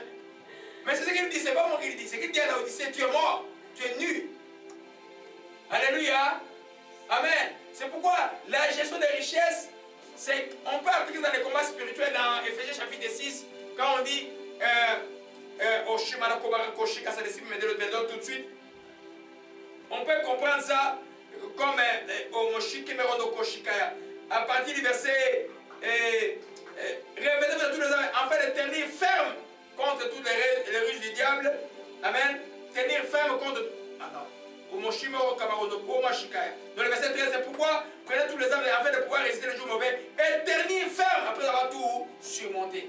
Tu as surmonté la pauvreté, n'est-ce pas? Tu as brisé la pauvreté, tu as géré la pauvreté familiale des anciens, c'est fini. Dieu commence à te bénir. Les frères commencent à utiliser l'argent pour les autres choses. Alléluia. C'est malheureux, je vous dis ce que l'argent peut faire. On a eu un frère à cette église là, qui était dans un même hôtel avec un pasteur à Kinshasa là. Un grand pasteur qui est à Kinshasa, chambre à côté, il a fait venir une petite copine d'Afrique du Sud, il a loué la chambre là-bas, et puis l'église, il a une grande église avec des mimans. Vous comprenez un peu? C'est dangereux. Les pièges des dons, on les appelle dangereux. C'est ce qu'on appelle, vous voyez un peu, il faut vraiment faire attention. Ne voyez pas toujours millionnaire, voyez ton boulot, voyez que tu ne manques de rien, voyez que tu n'as plus de problèmes de facture, tout va bien, fais attention. Il faut toujours tenir ferme après avoir tout surmonté dans les combats spirituels. Sinon, le diable a une ruse, il t'a pas eu par le coup, il t'a pas eu par la force, il veut t'avoir par la ruse et il est devenu riche. Laissez-les aller à la oisiveté. Vous connaissez le pied de la oisiveté? Comment ça coûtait à David? Il était oisif dans le palais. Wow, tout le monde a guerre de David. Ses yeux commençaient à regarder comme ça là. Et qu'est-ce qui est arrivé par après? Il est tombé dans le péché. La oisiveté est dangereuse dans la chrétienté. Ça va des pères spirituels, ce qu'on appelle la passivité spirituelle. Ton esprit doit être toujours actif. Alléluia. La richesse peut te rendre ton esprit passif. Tu as tout. Parce que vous voyez, quand on manque là, on gêne, on prie. Hein? On prie, on est en chaud. Mais quand Dieu a tout donné maintenant, tu fais quoi? C'est pourquoi Dieu dit aux enfants d'Abraham, aux enfants d'Israël, quand vous aurez traversé là, quand vous aurez dans le bon point, faites attention, ne dites pas que par vous-même vous êtes acquis ces richesses. C'est pourquoi si vous apprenez à rendre grâce maintenant là, quand vous avez des riches, vous allez continuer à rendre grâce, à rendre grâce, à rendre grâce. Si vous craignez Dieu maintenant, vous allez craindre Dieu. Après, sinon vous allez dire, ah, laissons les pasteurs, envoyez-nous sa dîme simplement, c'est fini, que l'église qu'on paye des bêtes. Payons une église. Tu peux payer une église au pasteur. Mais si toi, ton cœur ne plaît avec Dieu, Dieu ne va pas te regarder. C'est vrai qu'il y a des gens qui veulent, qui croient que quand je donne, ils donnent un don, ils ont cette tendance-là que même si je ne crains pas Dieu, ça va aller. Non, ton don n'est pas qualifié. Dieu reçoit les dons de ceux qui les craignent. Et quand tu les crains, ton don, c'est une semence qui va te rendre au centuple. Alléluia. Gloire à Jésus-Christ. Donc, ça va venir étouffer la parole. C'est sixième péril. Amen. Maintenant, tu ne lis pas la Bible de la pauvreté, le danger. Tu ne lis pas la Bible de la pauvreté. Attends, le souci. Comment je vais faire? Je lis rapidement. Comment je vais faire? Dans la richesse, tu es tout là. Les amis t'appellent. Alors regardez le film. Tu ne lis pas la Bible. Les vacances d'été, viennent les vacances, déjà le programme des plages sont là. La richesse peut te faire courir loin. C'est pourquoi elle peut te rendre tiède. Amen. Mais l'église qui est sage suit les conseils que Paul a donné à Timothée de faire d'être riche en bonne œuvre. Amen. Arimathée n'était pas pauvre. Il a enterré Jésus-Christ. Il a utilisé son richesse pour une chose honorable. Vous savez, il faut toujours marcher avec Dieu. La richesse te suit derrière. C'est comme cette publicité que j'ai vu quelqu'un qui avait comme une crise cardiaque, un lit d'hôpital de suivait derrière une publicité. Mais non, mais pour dire c'est la richesse, quand tu marches, la richesse te suit derrière. À partir du moment où tu mets la richesse devant, tu deviens quoi? Miracle. Amen. Gloire à Jésus, que son nom soit béni aujourd'hui. Je bénis son Saint-Nom étant de Dieu et l'épée. Le tout dernier péril de la richesse. Pourquoi Jésus dit à Laodicée qu'il est devenu tiède, qu'il va le vomir? La richesse avec l'œil de celui qui voit. La richesse le étouffe, si vous voulez, avec les yeux spirituels du croyant. Voyez un peu? Malheureusement, les chrétiens habitués à prier quand il c'est chaud, quand il c'est dur, quand il y a des épreuves et tout ça. Quand il a tout, il ne prie plus. C'est pas normal ça. Là, quand tu vas aborder l'action des grâces, de sentir l'amour de Dieu, la joie de Dieu, aucun souci devant, faire des larmes, des reconnaissances devant Dieu. Quand tu es très pauvre, c'est très difficile. Il y a toujours une requête qui te bouscule. Les requêtes passent dans la tête tout le temps. Mais quand tu as tout eu, c'est le temps vraiment de venir rendre grâce à Dieu. Et d'avoir une vraie communion. C'est le temps aussi de commencer à partager ce que Dieu t'a donné aux autres. Comme Paul dit à Timothée, qu'il soit riche en bonne œuvre, en faisant le bien aux autres. Alléluia.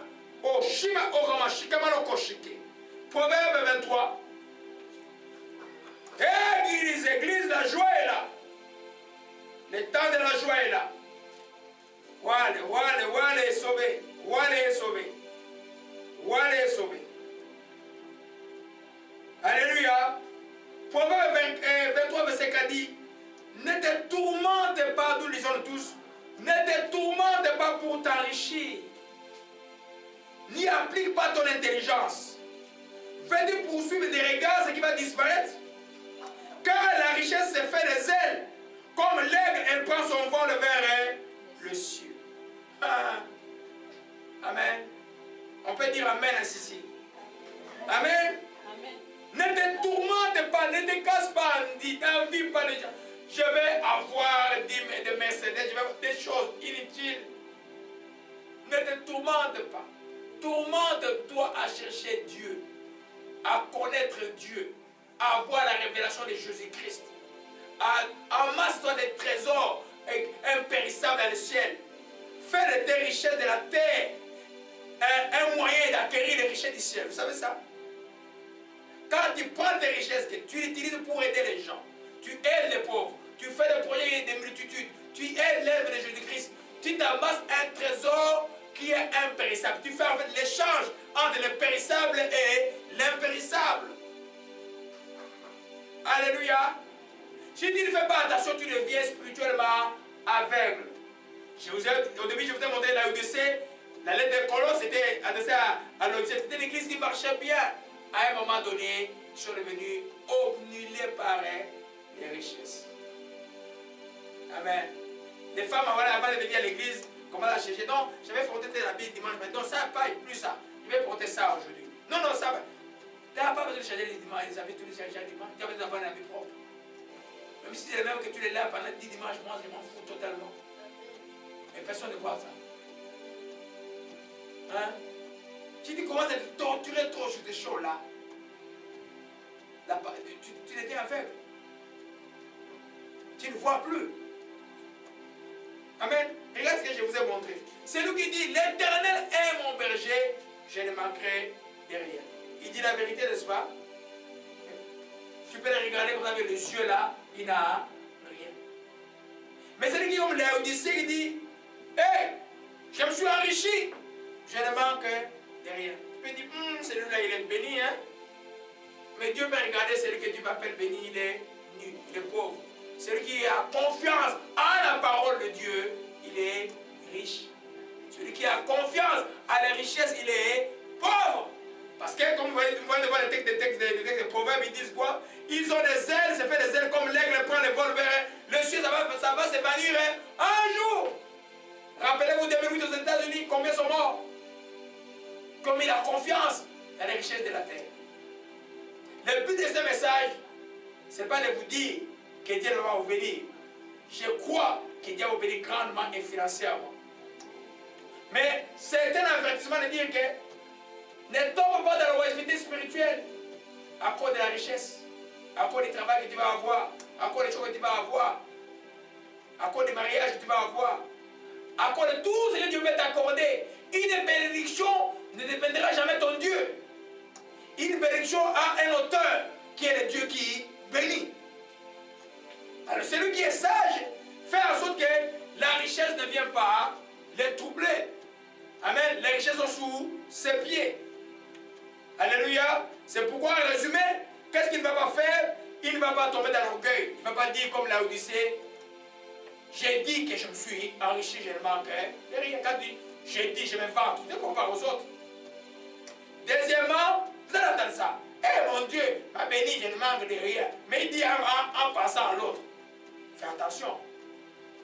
Là où il y a l'élément de comparabilité, nous arrivons au deuxième cause qui est l'orgueil. La richesse va te pousser à l'orgueil. Troisièmement, quand tu es orgueilleux, tu regardes plus de la richesse va te pousser à oublier Dieu complètement. Tu vas te confier à tes richesses.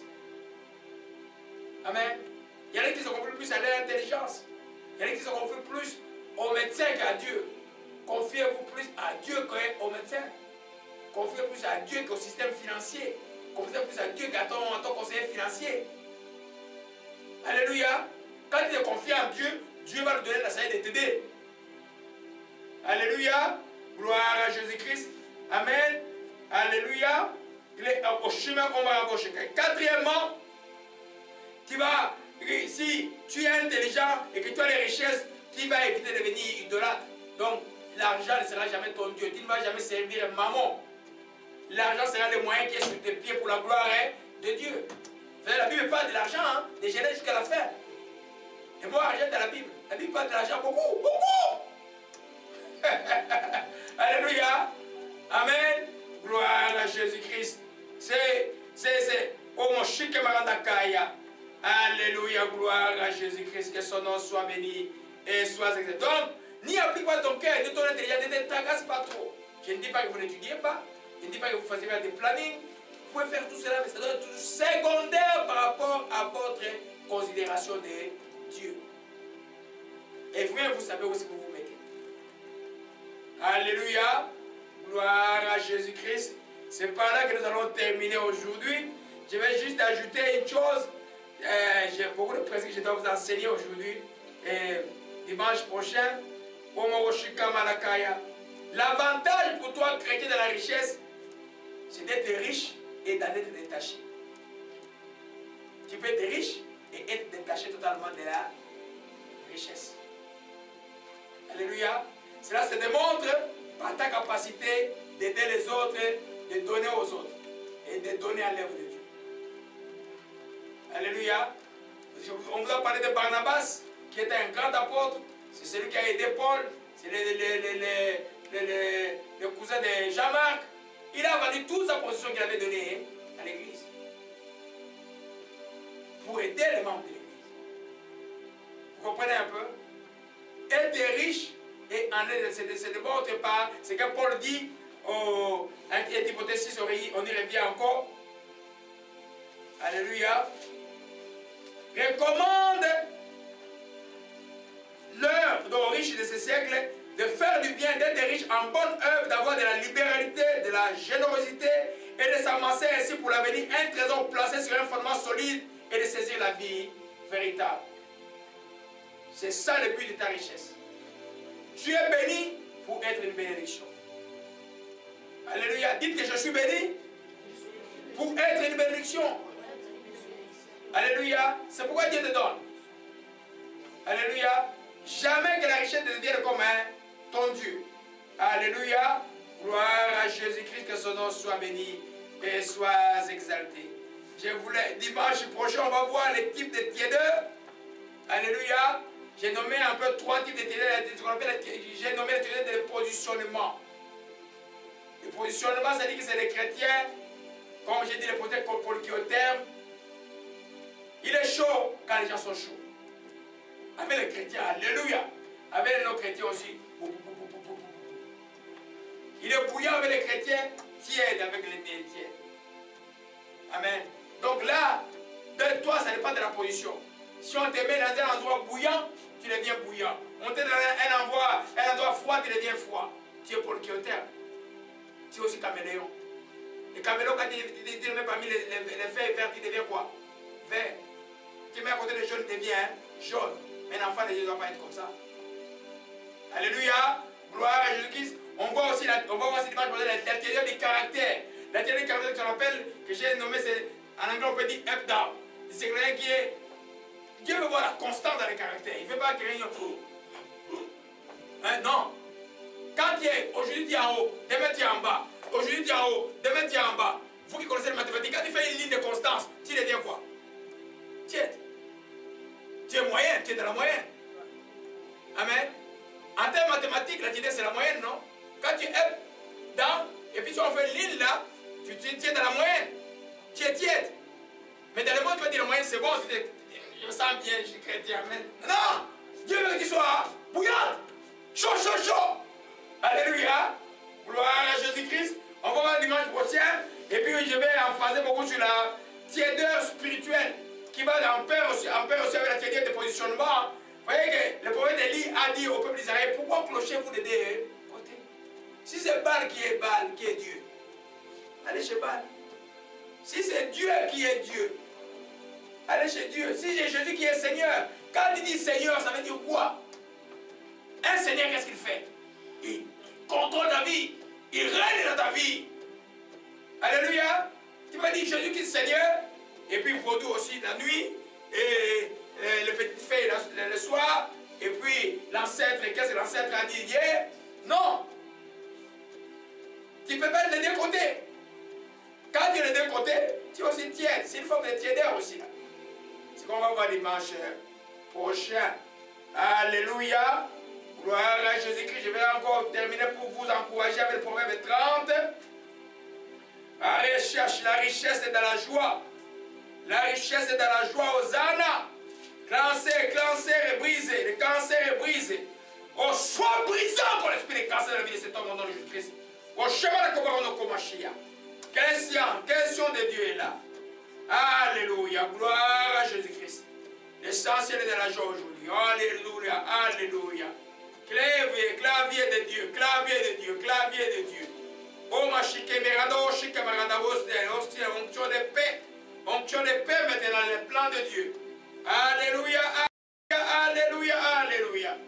Je lis dans français courant, ventre de Jésus-Christ est là. Alléluia. Éloigne de moi des faux et des mots et mensonges. Ne me laisse pas devenir trop pauvre ou trop riche. Donne-moi juste ce dont j'ai besoin pour vivre. Si je possède trop, je risque de trahir en disant, à quoi le Seigneur sert-il? Si j'ai trop peur, je risque de voler et de déshonorer ainsi mon Dieu. Alléluia. Restez avec ce texte-là. Quand il dit l'Éternel est mon berger, je ne manquerai de rien. Dieu te donne ce qui t'est nécessaire. Alléluia. Comprenez que la richesse a des périls, comme la pauvreté aussi a des périls. Père, nous bénissons ton Saint-Nom et nous te rendons grâce pour ce que tu nous as donné aujourd'hui, Dieu Tout-Puissant. Tu as dit à Laodicée, tu es tiède, je te vomirai parce que tu dis que je suis riche et que je suis enrichi, c'est parce que tu ne sais pas que tu es pauvre, malheureux, misérable, que tu es nu. Tu es de toutes tes grâces. Oh, quand tu nous bénis, nous prospérons à tout égard.